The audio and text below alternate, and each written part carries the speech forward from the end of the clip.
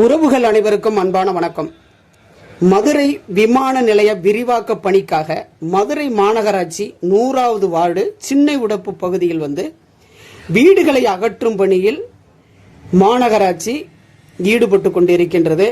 இதனை கண்டிக்கும் விதமாகவும் அங்கு மக்கள், பெண்கள், ஆண்கள், குழந்தைகள் அனைவருமே ஒன்று திரண்டு ஒரு போராட்டத்தை நடத்தி வரக்கூடிய ஒரு பரபரப்பான ஒரு சூழல் அங்கு நடைபெற்று கொண்டிருக்கின்றது. இந்த சின்ன உடைப்பு கிராம பகுதியில் தேவேந்திரகுல வேளாளர் சமுதாயத்தின் சொந்தங்கள் அனைவருமே இந்த போராட்டத்தில் ஈடுபட்டு கொண்டிருக்கின்றார்கள்.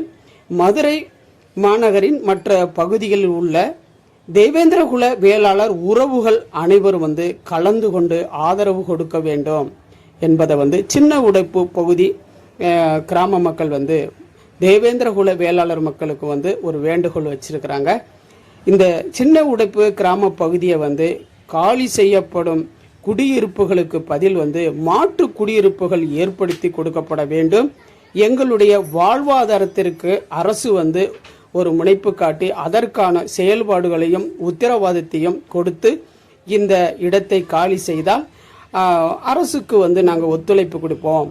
எங்களுக்கு மாற்று குடியிருப்புகளை உடனடியாக நிறைவேற்றி கொடுக்கப்பட வேண்டும் என்பதையும் அங்கு மக்கள் அங்கே அந்த போராட்டத்தில் கலந்து கொண்டு கருப்பு கொடிகளை கட்டி ஆண்களும் பெண்களும் கலந்து கொள்கிறாங்க. இதில் தேவேந்திரகுல வேளாளர் அமைப்புகளும் அவங்களுக்கு ஆதரவு கொடுத்து பல தலைவர்களும் அங்கே கலந்து கொள்ளக்கூடிய ஒரு சூழல் அங்கே நடைபெற்று கொண்டிருக்கின்றது.